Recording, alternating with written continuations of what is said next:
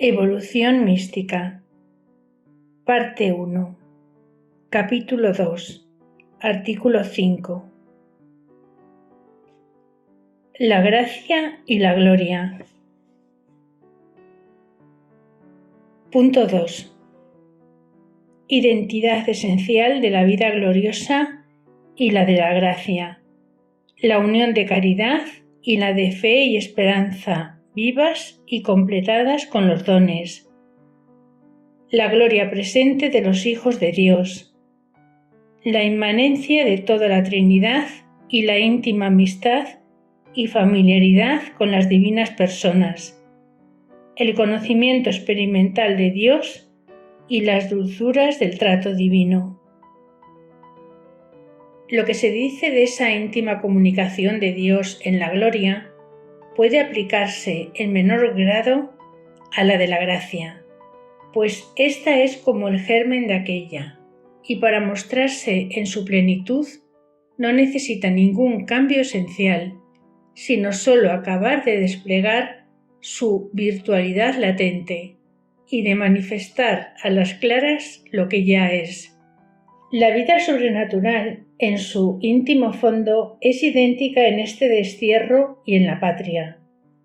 La unión sustancial de Dios, comunicado por la gracia a la esencia del alma, seguirá siendo eternamente la misma que al terminar la vida, pues desde entonces ya no puede aumentar. La de caridad también es idéntica, pues esta virtud no se disipa como la fe y la esperanza, sino que persevera como eterno lazo de unión, sin disminuir ni aumentar tampoco después de la muerte.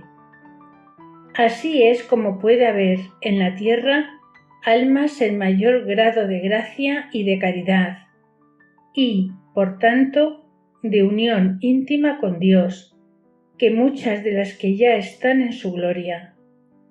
Esta se reduce a manifestar lo que ya éramos y gozar plenamente y sin obstáculos del bien poseído. Solo es menor la unión de conocimiento y, por tanto, el gozo consiguiente a ella, pues la fe, junta con la esperanza, aunque va derecha al mismo Dios en su realidad, nos lo muestra como de lejos y entre nieblas y enigmas. Pero así y todo, completada con el don de inteligencia, penetra ya desde aquí en lo profundo de Dios, desvaneciendo en parte las nebulosidades, y con el de sabiduría y las diversas formas del sensus Christi, que son como expansiones de este precioso don, podemos en cierto modo sentir, tocar, ver y gustar a Dios en sí mismo.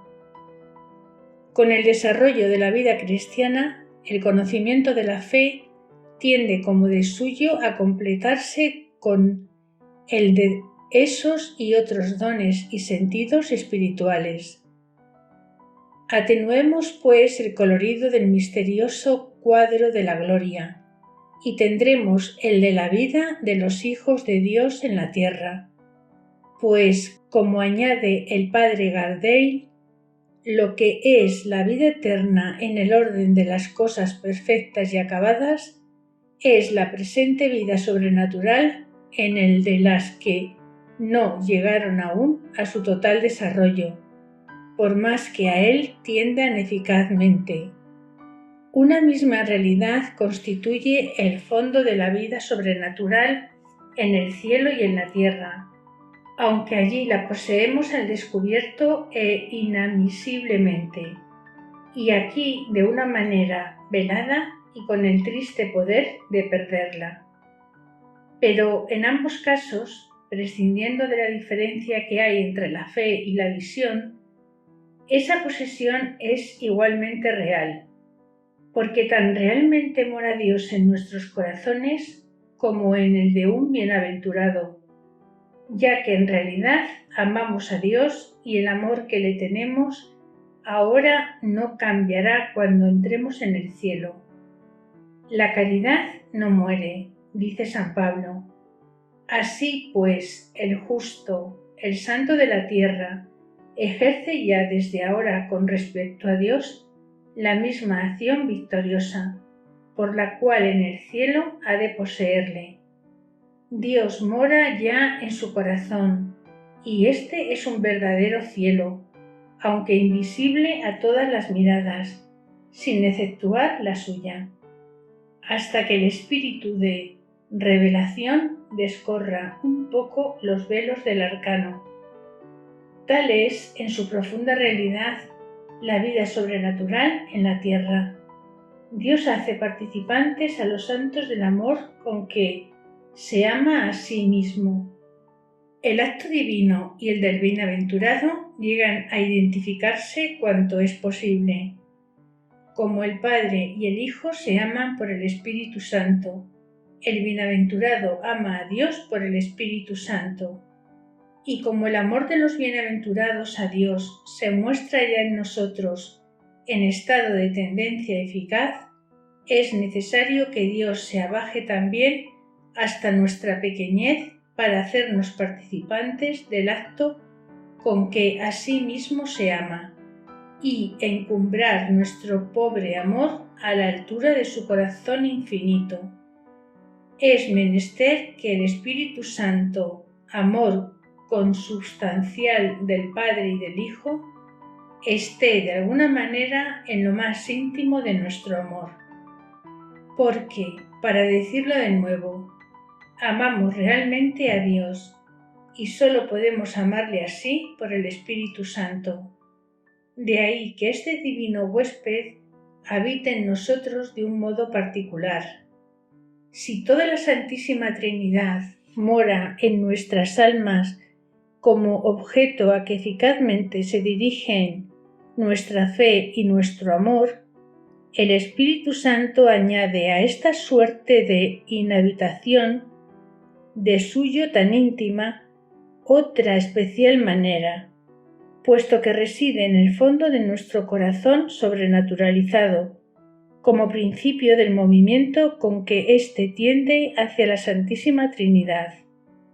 Es, por decirlo así, el corazón de nuestro corazón, y así como éste se manifiesta en el hombre por una inclinación que lo arrastra, por cierto peso que lo orienta y enérgicamente lo atrae hacia su centro, que es el bien, asimismo el Espíritu Santo, peso inmanente de nuestra caridad, nos orienta, nos atrae y nos arrastra hacia la Trinidad Beatísima, centro común de las aspiraciones de los bienaventurados del cielo y de los justos de la tierra.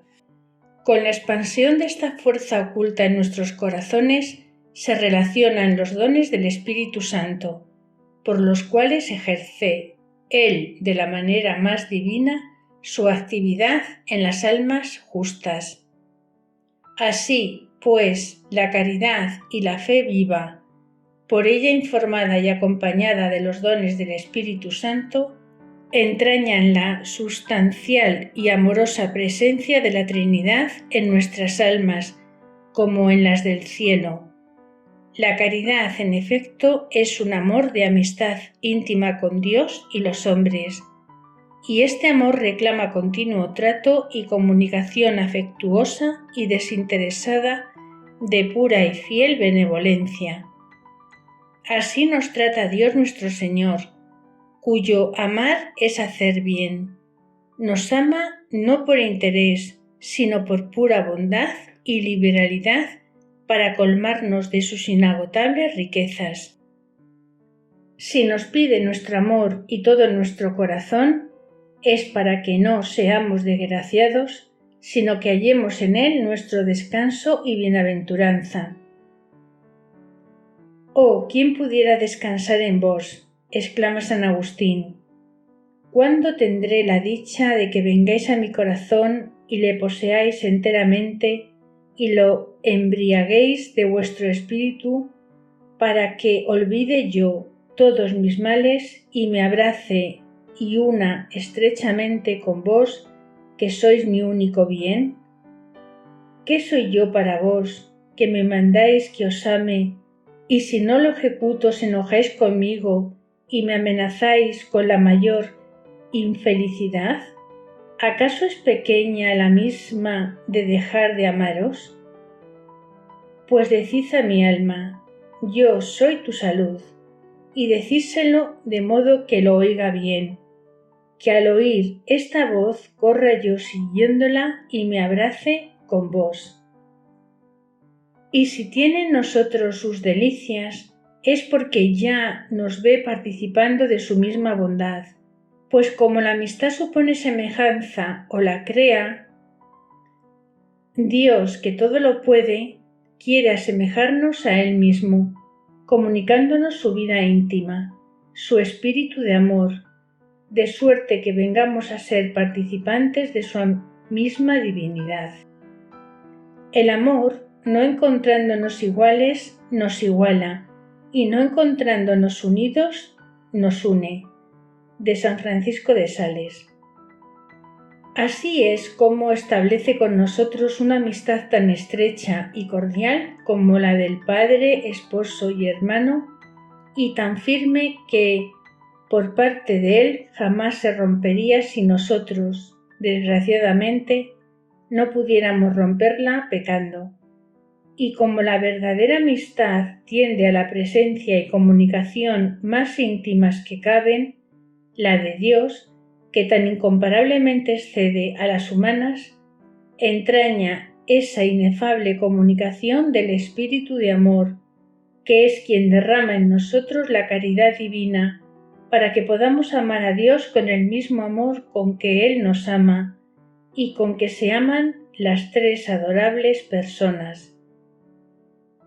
El Espíritu Santo, dice el Beato Susón, es el amor espiritual que reside en la voluntad como un lazo y un peso divino que aficiona y arrastra. Es la caridad de Dios. En él son transformados los que aman a Dios y son atraídos hacia la luz de una manera más íntima, que no puede saberse ni entenderse, sino experimentándola.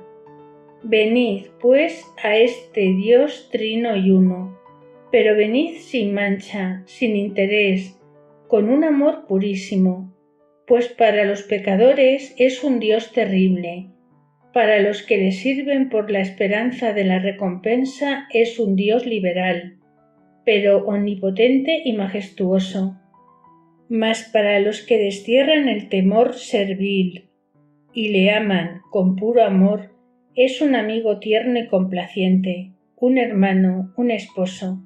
Para uniros con él tenéis que preparar vuestro espíritu y vuestro cuerpo, renunciando a la carne y a la sensualidad, sujetando los sentidos, aficionándoos del todo a las cosas del espíritu y perseverando en el recogimiento y la oración.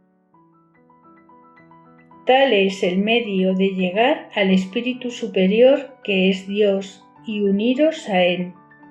Entonces sentiréis que este divino espíritu os inspira, os llama, os invita, os atrae y os iluminará con su incomprensibilidad.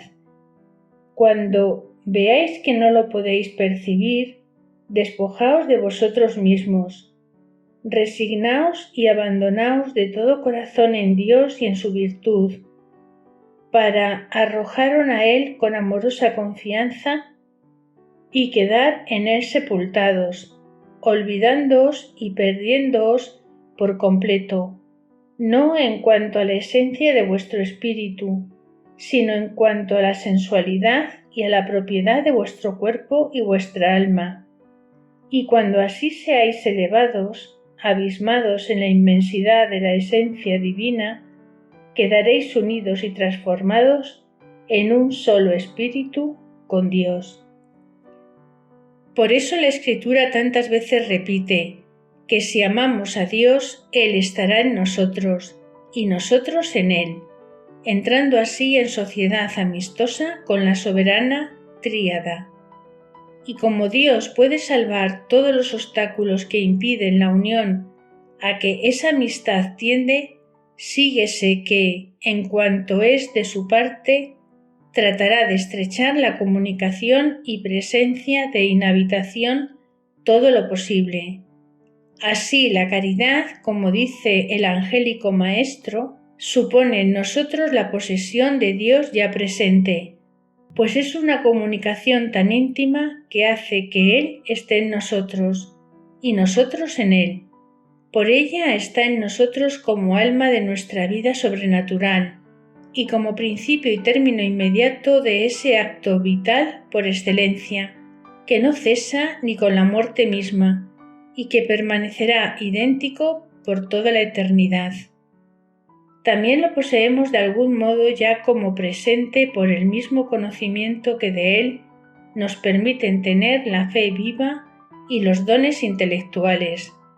Pero si, como dice San Agustín, este conocimiento no ha de ser como quiera, sino vital y como experimental, no basta un simple conocimiento especulativo, frío y abstracto que se pare en una idea estéril. Se requiere uno tan vivo y palpitante que toque en la misma realidad. Así Dios habita en los niños cristianos y no en los grandes filósofos paganos, y mora con gran complacencia en humildes mujercillas sin ilustración, y no en famosos teólogos engreídos con su aparatosa dialéctica y su hinchada ciencia.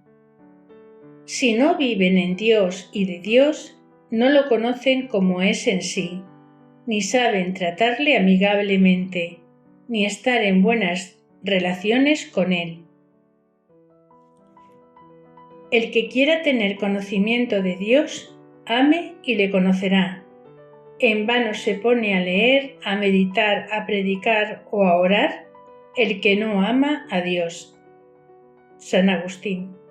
Pues si no lo estrechan en sus corazones por la caridad, no pueden poseerle en verdad, por más conocimientos teológicos que tengan. De ahí que para que Dios more en nosotros y le poseamos realmente, no basten los actos de una fe muerta, aunque parten de un influjo semivital del Espíritu Santo y se ordenan a Dios. Por esta fe la luz del Verbo luce en las tinieblas, sin que éstas las comprendan. Es preciso ante todo vivir de Él por la gracia, poseerle como principio interno, inmanente, de acción y de vida, y entonces con esos mismos actos se harán más íntimas y completas la inhabitación y la posesión.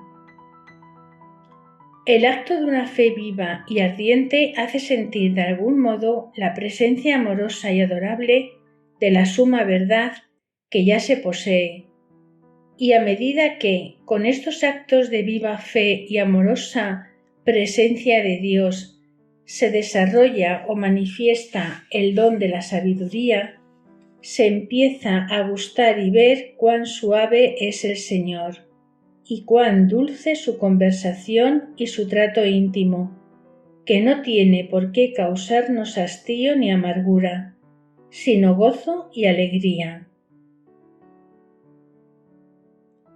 Punto 3. Continuación. La vida sobrenatural como vida divina y reino de Dios en la tierra. Esencia, funciones y manifestaciones progresivas. Las ansias por la disolución y la unión con Dios. Ahora comprenderemos cómo la vida sobrenatural es vida eterna y vida divina, y por qué se llama también reino de los cielos y reino de Dios en la tierra. Vida y reino, dice muy bien el padre Ugueni, es un notable artículo, cuyas ideas más importantes conviene consignar. Tienen una fase de desarrollo que comienza aquí en el tiempo para tener su plena expansión el día del advenimiento glorioso de Cristo y de la renovación del mundo. Así se colige de aquellas palabras: llegó a vosotros el reino de Dios, está ya entre vosotros o dentro de vosotros. Venid, benditos de mi Padre, a poseer el reino que os está preparado. Mateo 12, 28, 25, 34 y Lucas 17, 20. El hombre entero participa de esta vida aunque la recibe en el alma, pues con ella entra en unión tan íntima con Dios que la vida de él llega a hacerse suya. Y así es como a los resucitados se les atribuye los tronos, el reinado, el juzgar, que son cosas propias de Dios. Las imágenes del Apocalipsis, el fruto del árbol de la vida, el maná escondido, el nombre nuevo, conocido de solo aquel que lo recibe, que es el nombre de Dios mismo, etc., nos pintan el inefable característico de la vida eterna, que es ser la misma vida de Dios. Si el hombre entra tan plenamente a participar los atributos divinos, es porque se hace realmente hijo de Dios, y las prerrogativas que ante todo se reivindica el Hijo, antes que los tronos, etc., es el conocimiento y amor del Padre.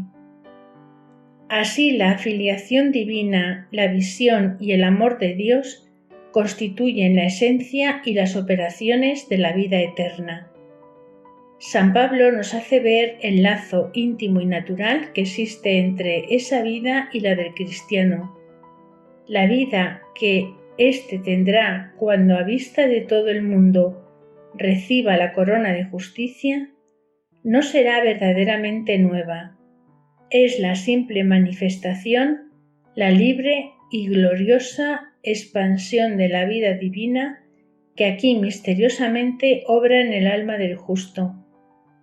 La vida nueva que el creyente recibió el día en que, después de haber sido crucificado y sepultado con Cristo en el bautismo, salió resucitado de las aguas bautismales, es la vida de Cristo resucitado, una vida del todo animada del Espíritu de Dios, que es también el Espíritu de Cristo.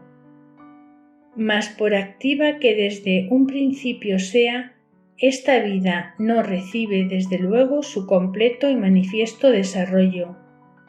Quitó a la vida natural, vida del pecado, de la carne, del hombre viejo, la dirección de la actividad del fiel, y en este sentido la mató, puesto que una vida que ha perdido el poder de dirigir su actividad no es ya verdaderamente una vida, dejando de ser primer principio del movimiento. En realidad, dice Bacuez, la vida natural no queda ahogada en el bautismo, pero la cristiana debe predominar de tal modo que parezca existir ella sola. Así como las estrellas, sin perder su luz, dejan de lucir en presencia del sol, así también observa San Francisco de Sales, el alma santa, sin perder su vida por la unión con Dios, deja de vivir, por decirlo así, y Dios es quien vive en ella. Mas el organismo que a esta nueva vida preside está aún impregnado de las terrenas influencias de su principio carnal y permanece sometido a las limitaciones e impotencias del mundo de corrupción. En estas condiciones la vida divina del fiel sigue encerrada y velada, así como está oculta la vida del mismo Cristo, trabajando misteriosamente en la realización de su reino en este mundo, sin manifestar nada de la gloria y esplendor que le pertenecen. Estáis muertos y vuestra vida está escondida con Cristo en Dios. Pero vendrá el día de la gran manifestación del Hijo, del hombre, y entonces la vida de sus fieles recibirá todo su desarrollo y esplendor. Mas cuando se manifieste Cristo, vuestra vida, entonces también vosotros apareceréis con Él en la gloria. Colosenses 3:3. Así pues, como nos enseña San Juan, la vida eterna, lo mismo que el reino, comienza en este mundo. San Juan reconoce el mismo Loisi, a pesar de sus errores, asocia la idea de la vida de Dios con la de la vida en el reino y concibe así la vida eterna como futura y ya presente. Esta vida es una deificación del hombre, realizada por la comunicación parcial del mismo Espíritu Divino que se hace a los creyentes, unidos a Dios en Cristo como el mismo Cristo lo está al Padre. Hemos pasado de muerte a vida por una resurrección espiritual, de la que será consecuencia y manifestación, al fin de los tiempos, la misma resurrección corporal. Entretanto, aunque privada de las prerrogativas gloriosas, la vida cristiana es ya vida eterna, pues está constituida por el elemento esencial que es la filiación divina, de la cual será una simple revelación la gloria futura. Por eso ahora toda la creación espera con ansiedad la gloriosa revelación de los hijos de Dios. Romanos 8:19. Esta filiación divina no es, pues, un simple afecto de amorosa confianza de la criatura al Creador, ni aun la mera comunicación de un don superior a la condición natural y a todas las fuerzas creadas.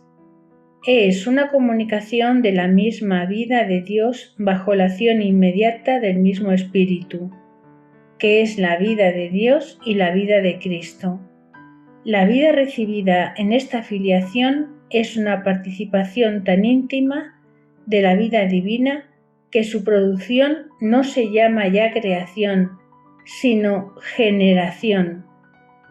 San Pablo afirma que esa filiación es tan íntima que nos da sobre los bienes de Dios los mismos derechos del Hijo Eterno. Si hijos, también herederos, coherederos de Cristo. Ahora, entre los bienes reservados a los herederos de Dios, los más característicos, los que son tan exclusivos del Hijo y que sólo se comunican a los que Él quiere hacer participantes de sus privilegios, son un conocimiento y un amor de Dios como el que tiene el Padre al Hijo. Nadie conoce al Hijo sino el Padre, y nadie conoce al Padre sino el Hijo, y aquel a quien el Hijo quiere revelarlo. Mateo 11:27. Este conocimiento es operación característica de la vida eterna, así como la filiación divina es su constitutivo. La vida eterna es para conocerte a ti, solo Dios verdadero. Este conocimiento de Dios propio del Hijo, que está ya en pleno ejercicio de sus derechos y en plena posesión de su herencia, es la visión intuitiva del mismo Dios, que tendremos cuando se manifieste lo que somos y seamos semejantes a Él, viéndole tal como es y conociéndole como Él nos conoce. Ahora le conocemos amándole. Quien no ama a Dios no lo conoce, porque Dios es amor, mas quien le ama nació de Él y lo conoce. Primera de Juan 4:7-8. El amor del Padre nos pone desde ahora en posesión de la vida y de la dignidad de hijos de Dios, mas esta vida no aparece aún a los ojos del mundo. El día de la gran revelación se acentuará de tal manera esa semejanza que redunde al mismo cuerpo una vida y una gloria tales que la hagan manifiesta. Este brillo exterior no es el elemento esencial de nuestra semejanza con Dios, pues ésta la exige una actividad más elevada, una operación imposible a quien no entre en comunicación trascendente con el Ser Divino. le veremos tal como es, y para esto es menester que seamos semejantes a Él, participando de su misma naturaleza. Por eso los únicos que pueden conocerle, esto es, sus hijos, no pueden menos de ser amor como Él.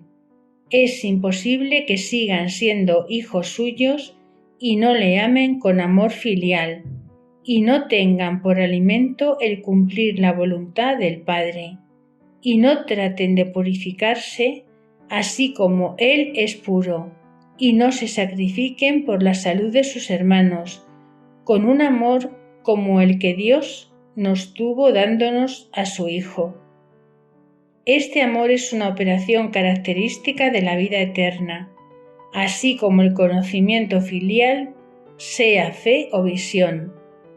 Mientras el cristiano no renuncie a esa vida, nada hay que pueda separarle de la caridad de Dios que está en Jesucristo.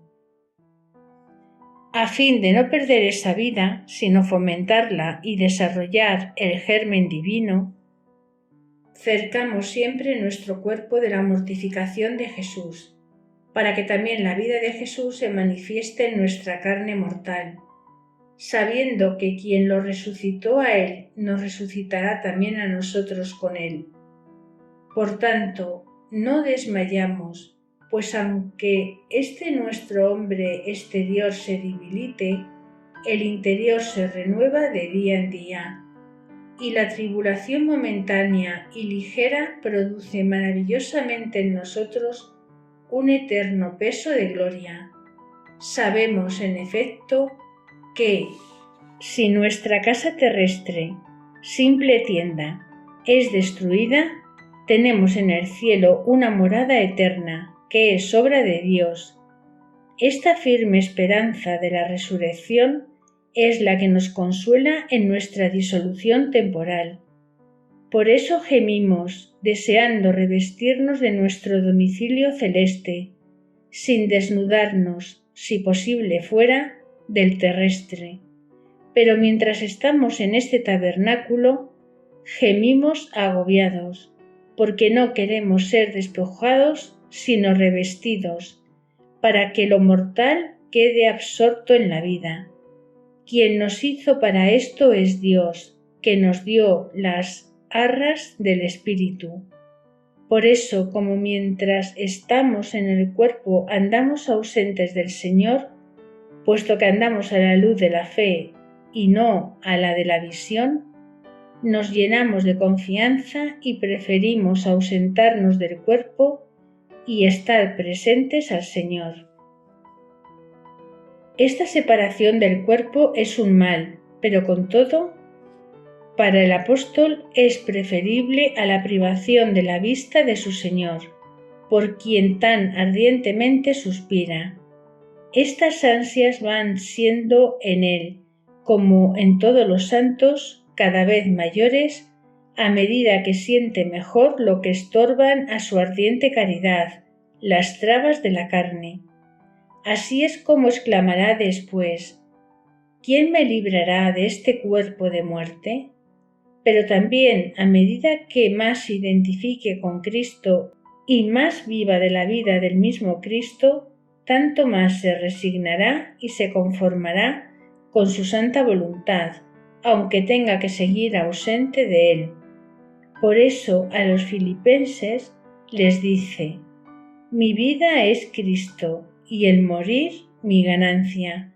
Pero si el vivir en carne hace que mi obra sea más fructuosa, entonces no sé qué escoger, pues me veo estrechado por ambas partes, deseando la disolución para estar con Cristo, que me sería mucho mejor. Mas el permanecer en carne es necesario para vosotros, y permaneceré para vuestro adelantamiento. El alma pura, dice San Agustín, desea la venida de su esposo y pide sus purísimos abrazos. No tiene ya que luchar consigo para decir: venga a nosotros tu reino. Antes el temor le hacía decir eso con miedo, mas ahora dice ya con David: ¿hasta cuándo, Señor, retrasaréis vuestra venida? Venid a mí, Señor, y dad libertad a mi alma. Y gime de ver cómo se dilata el cumplimiento de sus deseos. Hay muchos que mueren con paciencia, mas el que es perfecto lleva con paciencia el vivir, complaciéndose en morir. Así el apóstol sufría la vida con paciencia. Aprended, pues, hermanos, a desear ese día venturoso, que hasta que se comience a desear no se mostrará una caridad perfecta. Un alma abrasada en el fuego del amor divino no podrá menos de suspirar por la posesión de su Dios, y será menester que Él mismo le mitigue el ardor de esos deseos. No soy yo quien habla a esa alma. El mismo Dios es quien la consuela, mientras la ve sufrir con paciencia el vivir. Así es como los hombres espirituales, según la frase de San Irineo, viven para Dios, puesto que tienen en sí al Espíritu de Dios que los eleva a una vida divina. Nacer de Dios y hacerse hijos suyos, tal es el origen de este sublime estado. Vivir una vida divina en Dios y con Dios, tal es su desarrollo. ¿Cuál será su término sino ver a Dios y quedar transformados en Él?